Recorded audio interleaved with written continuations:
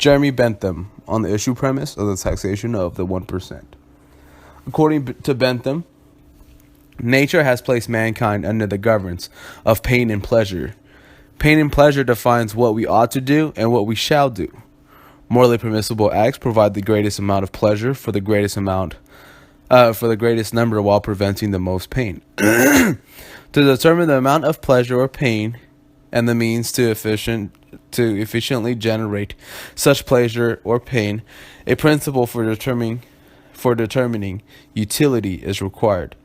Utility is the mean that principle which approves or disapproves every action whatsoever according to the tendency it appears to have to augment or diminish the happiness of the party whose interest in question, or what is the same thing, in other words, to promote or oppose that happiness. The principle of utility is constituted by 7 variables of measurement: intensity, duration, certainty, uncertainty, propinquity, remoteness, frequency, purity, and extent. Intensity is a measure of degree of extremity, concentration, or depth. Duration is a measure of temporal continuance, or how long. Certainty is a measure of confidence or probability that it would happen. Propinquity or remoteness is a measure of intimacy of the event, whether how far away it is, or how close it is. Frequency is a measure of the probability that the event will generate similar pleasurable event. Purity, a measure that the probability of that event that would generate similar painful events. The extent is a measure of the exponential effect of an event's product of a field of individual with increasing intimacy. So is it morally permissible for the government to increase federal tax rates on the wealthier 1% of the population because of their occupation and larger income compared to the rest of the 99% of the population? Federal taxes are taxes levied by the U.S. government, United States Internal Revenue Services, or IRS, on the annual earnings of individuals, corporations, trusts, and other legal entities. Federal income taxes are applied on all forms of earning that makes up taxpayers' taxable income, such as employment earnings or capital gains. The United States Internal Revenue Service is a U.S. government agency responsible for tax collections and tax law enforcement, which this includes income tax forms, instructions, and agency publications. The top 1% income earners in the United States are individuals who earns more than $516,633. The top 1% highest income households of the United States population is taxed at 22.83%. The federal tax rate could change as many times as Congress would choose to do so. The top 1% controls 35.6% of the wealth in the United States. This household in the top 1% pays more than 45.7% of the federal taxes in 2014. The bottom 80% of Americans are expected to pay 15% of all federal income taxes in 2014. The bottom of the 60% are expected to pay less than 2% of the federal tax income. Now, the top occupation and fields held by the 1% includes real estate, which includes real estate brokers and investors, highly skilled salesmen, computer, math, engineer, technical fields, which includes electrical engineers, robotic engineers, computer engineers, and many other highly technical occupations.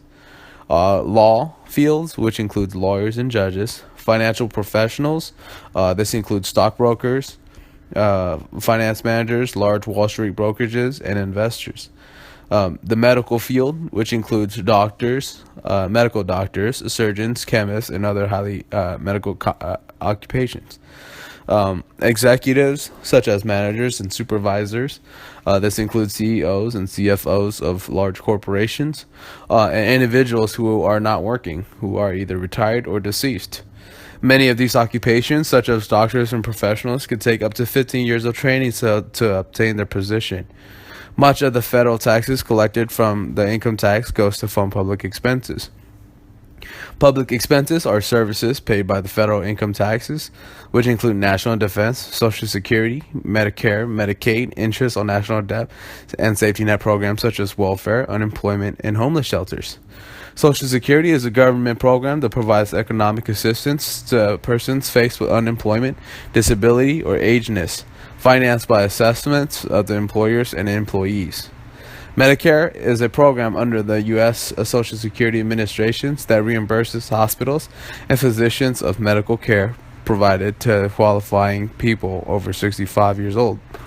Welfare is a work plan or work to better the social economic conditions of various underprivileged groups. This can include assisted housing, unemployment benefits, and food stamps. 1/4 of Americans who do qualify for assistance programs do not apply for it. Once qualified, it may take up to a few months to a few years for the benefits to actually take effect. So, is it morally permissible for the government to increase taxes on the 1%? It is morally impermissible for the government to increase the federal taxes on the wealthier 1% of the population because of their occupation and larger income compared to the rest of the 99%.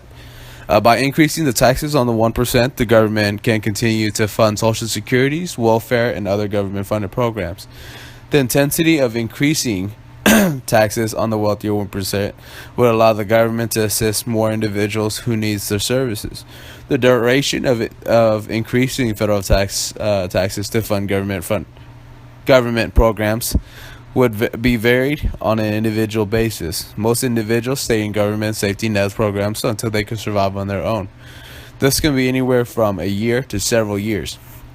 The probability of the government programs assisting individuals who need their services is not as high. Only about 3/4 of Americans who do qualify for the government programs apply for the programs. This means that 1/4 of all Americans are not utilizing these benefits.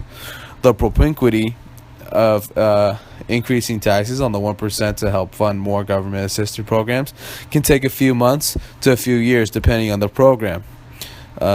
Health benefits can take a few months, whereas government-assisted housings could take a few years to receive the benefits.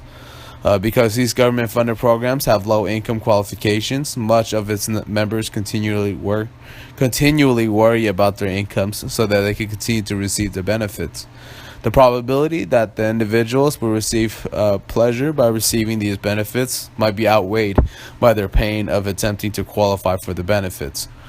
The probability that the recipients of the government-funded programs to receive negative sensation is highly possible. The recipients of the program would constantly have to disclose their financial well-being to the government. This would cause a person stress and discomfort and possibly discouragement that the person would be receiving the benefit. This would in fact affect both the lower class who receives the government benefits and individuals in the 1% who are being taxed. By increasing the tax rate of the 1%, more government programs can service more individual who needs the service. However, only 3/4 of the individuals who need the benefits receive it. If an increase was to be imposed on the already high tax rate of the 1%, the intensity would then refer to the actual dollar amount of the federal taxes collected from the 1%. The dollar value tax would increase much more dramatically in comparison to the taxes raised on lower income. For example, currently an individual who would have to make $516,633 to be considered a part of the 1%. With such amount, the individual would be taxed at 22.83%. This means that for that year, the individual would have to pay $117,954 in taxes. If a 10% tax rate was increased on the 1%, on just the 1%, the dollar value collected from the 1% would now increase to $169,617, a $51,663 increase in tax. If an individual made only $100,000 and was taxed at the same rate of 22.83%, the individual would only be paying $22,830. And if there was a 10% increase on the tax, the individual then would be only paying $32,830. The increase of federal tax would then, in fact, harm the 1% much more dramatically in comparison with the rest of the population. Now, the duration of this tax rate increase will continue until another tax reform is imposed by Congress.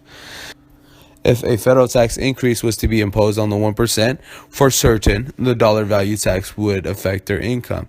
As described in the intensity portion, the tax increased on the 1% personal income. 1%'s personal income would be deducted along with their current tax rate from their income. The 1% would then immediately be responsible for the higher taxation if Congress increases the federal tax rate on the social class. The frequency of this scenario would not be likely that the 1% will receive higher pleasure by increasing taxes. This is because no one wants the pain of having to pay more taxes out of their hard-earned money. The purity or the probability that the increase of tax will not be followed by unhappiness and discomfort is highly improbable. Increasing the taxes on the 1% would mean that the social class would now be responsible for more of the federal taxes in comparison with the remaining 99% of the population. The 1% is already paying 45.7% of the federal taxes, and any more of an increase would surely produce unfavorable results. Lastly, the entire population would be affected from this tax increase on the 1%. More federal taxes would be generated to help fund programs which would partially help the entire society. However, more individuals working towards becoming a part of the 1% and who are currently in the 1% would be discouraged. By increasing the taxes, individuals who are currently in the 1% would be discouraged from their occupation. The intensity of discouragement in the 1% would mean that the loss of crucial occupation, vital for the success and survival of the society. The 1% currently possesses occupations in the medical field, law, business, and real estates, which are all extremely crucial and important. Doctors and surgeons in the medical fields would no longer want to innovate and care for their patients because the harder they work, the more money they would have to pay in taxes. If the professionals in the 1% quit the occupation, the duration of replacement individuals would take many years. For example, it takes roughly 15 years for a person out of high school to become an actual doctor. Discouragement would most likely occur because by making more money should produce pleasure. Thus, by increasing the tax rate on the highly paid individual, making more money would inflict pain rather than pleasure. This would then cause discouragement of obtaining such an occupation to prevent the pain of paying for taxes. The discouragement, if discouragement should happen, it would occur immediately if the taxes rates were increased. It is highly probable that sensations related to discouragement of highly paid occupations will follow. It is also highly probable that the sensation of encouragement to pursue higher paying jobs would not follow if tax increases were to come into effect. The entire population would be affected if there were discouragement to continue and pursue vital occupations by the 1%. The 1% currently pays 45.7% of the federal taxes. This means that the tax rate in which federal taxes are collected would then decrease because there would be less individuals within the 1%. Healthcare would then decline for society due to the lack of doctors, technology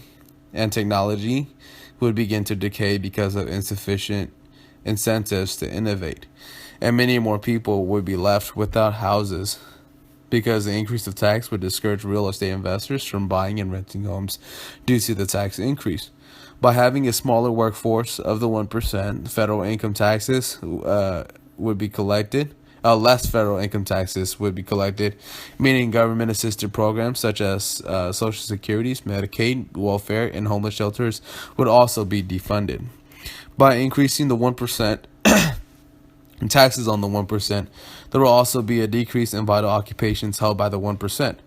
There would be a shortage of these occupations, which would then lead to less individuals being taxed.